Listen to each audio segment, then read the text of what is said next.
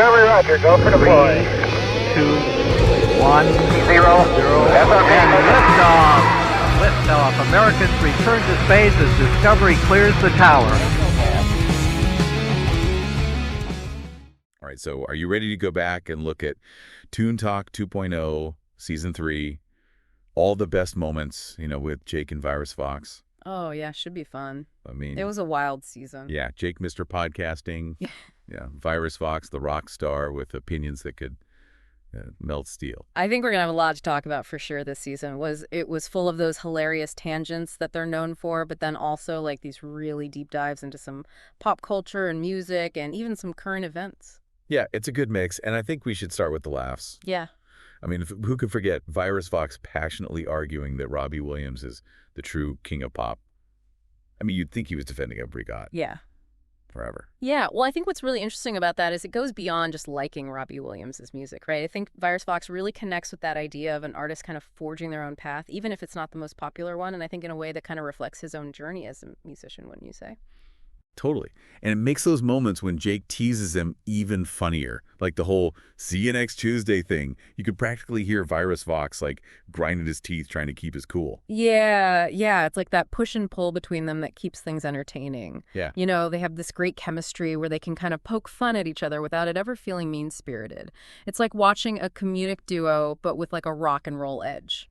Speaking of rock and roll, remember when Virus Vox shaved his beard and Jake would not let him live it down? Oh, God. The whole Fred Flintstone comparison, I mean, that was gold. It was pure gold, and I think those little running gags are what make you feel like you're a part of the inside joke with them, right? Like they don't take themselves too seriously, and that's refreshing, especially when they're discussing, some heavier topics. Yeah, like their debate about whether Die Hard is a Christmas movie. Oh, yes. G came in with this whole structured argument, all serious with his criteria, and then Virus Vox just blows it up with one well-placed, Right. Rambo, First Blood. Yeah, well, what I think is fascinating there is how it really challenges our assumptions. Yeah.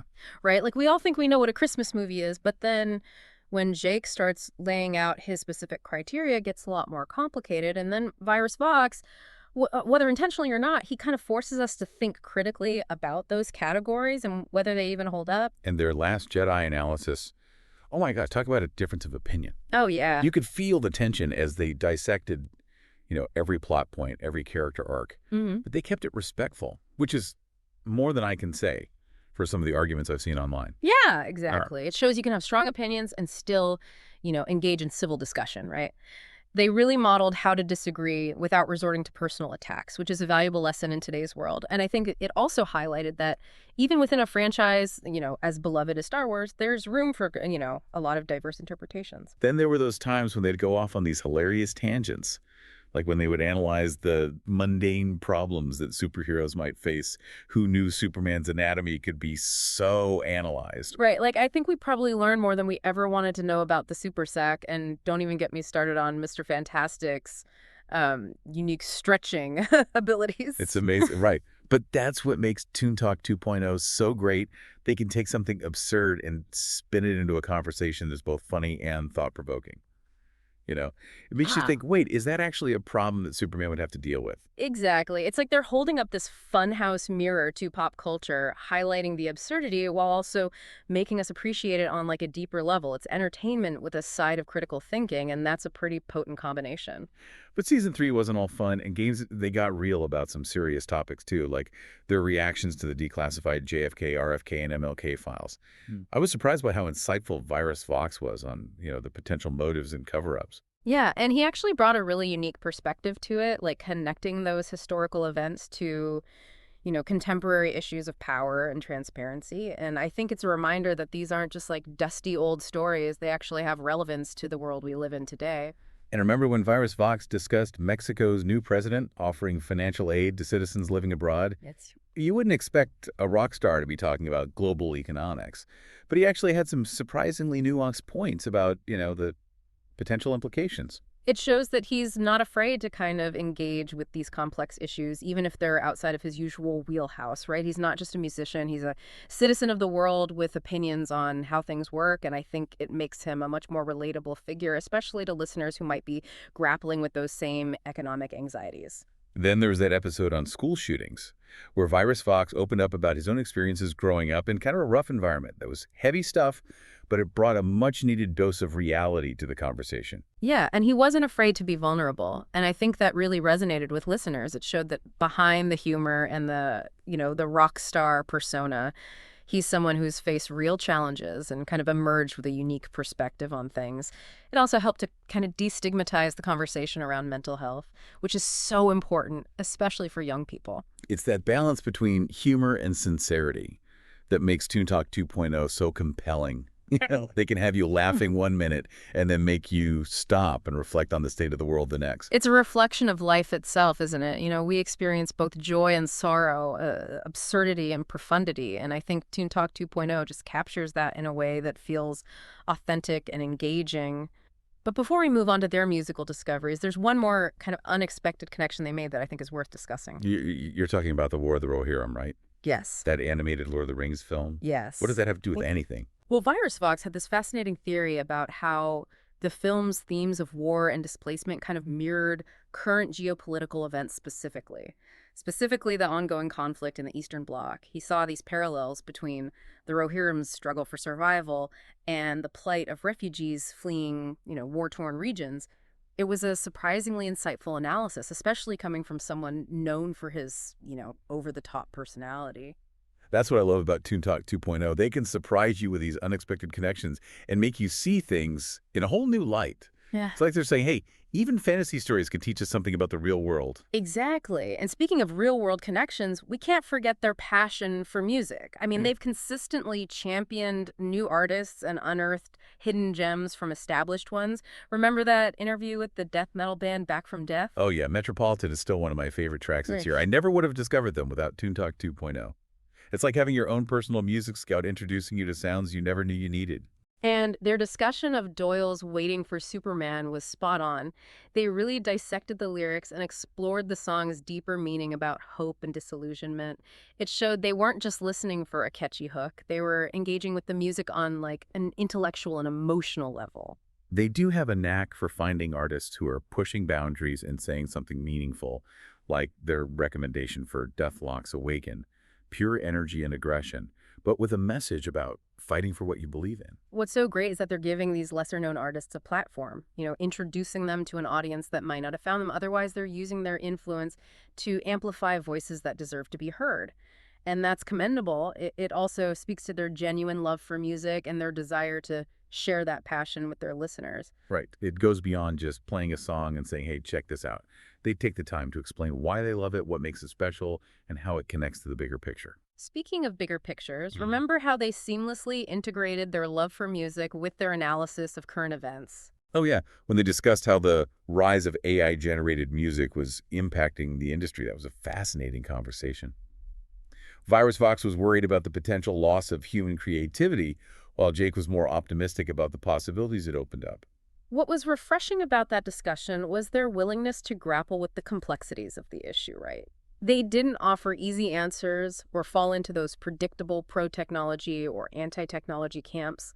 They recognized the potential benefits and drawbacks and encouraged their listeners to think critically about the future of music. They also didn't shy away from their own opinions, even when they disagreed. Remember when Virus Vox went on that epic rant about airlines charging him extra for a banana? Oh, yeah. It was hilarious. But it also sparked a larger conversation about the ridiculousness of hidden fees and corporate greed. It just makes them so relatable. They're not afraid to be themselves, even if it means getting a little fired up about a seemingly trivial issue. It reminds you that they're real people with real frustrations, just like us, but they also manage to find the humor in those frustrations, which is a gift. Speaking of gifts, remember when they discussed the mental health of Disney princesses? Who knew Cinderella and Snow White had so much baggage? It was a surprisingly insightful episode, actually. They consulted with a psychologist to explore the pressures these iconic characters face, from societal expectations to family dynamics to, being kidnapped by evil stepmothers. It was a clever way to address serious topics through a pop culture lens. And Virus Vox surprisingly had some really thoughtful insights about the importance of self-acceptance and finding your own voice. Even in the face of adversity, it showed a depth of empathy that you might not expect from a death metal frontman. It's those unexpected moments of vulnerability that make Toon Talk 2.0 so special. They can go from discussing the intricacies of the Electoral College system to dissecting the lyrics of a death metal anthem to analyzing the psychological complexities of a Disney princess, all while keeping you entertained and informed. They're like that friend who can talk about anything and make it interesting, Yeah. even if it's something you never thought you'd care about. Yeah, they make learning fun, and that's a rare quality. But, even with all their deep dives into serious issues, they never lose sight of the importance of humor. Remember that running gag with Virus Vox and the word mitzvah? Oh my gosh, yes. Every time Jake tried to explain it, Virus Vox would just completely lose it. It was a clash of cultures and comedic timing at its finest. You could tell Jake was loving it, pushing those buttons every chance he got. It was a great example of how their different personalities play off each other. Jake's dry wit and Virus Vox's unrestrained enthusiasm create this dynamic tension that keeps you on the edge of your seat. Yeah. You never know what's going to happen next, and that's part of the appeal. Absolutely. And while their personalities drive a lot of the humor, they also manage to find the funny in the absurd, the unexpected, and even the mundane. Like, remember that time Virus Vox went on a rant about, well, let's just say some topics are better left for the grand finale of our recap. Indeed, we'll be back after a brief pause to delve into the most outrageous and unforgettable moments of Toon Talk 2.0, Season 3. Stay tuned. Stop wasting your time on manually editing your videos. The secret AI tool will do the work for you. One of the best things about it is that it gives your video the potential to go viral. Visit this page, sign in, create a project by clicking on this button. Choose a video that you want to use. Click on the AI clip button. Wait for the magic. It is scanning through the video and looking for the parts that has the potential to go viral. Instead of editing the video by yourself, it does the work for you. It even generates headline and captions which fit your video. Another surprise is that they generate video description or social post for you to use. Once done, click Export to post. Great, so we're back. Are you ready to jump back into the madness that is Toon Talk 2.0? I think we left off with a little tease about one of Virus Vox's most memorable rants. We did, and trust me, this one is a classic. You know how we talked about their ability to find humor in the most unexpected places? Well, get ready, because this one takes the cake. Okay, I'm intrigued. What did Virus Vox go off on this time? Okay, so picture this, right? Jake and Virus Vox are just discussing their favorite movie snacks.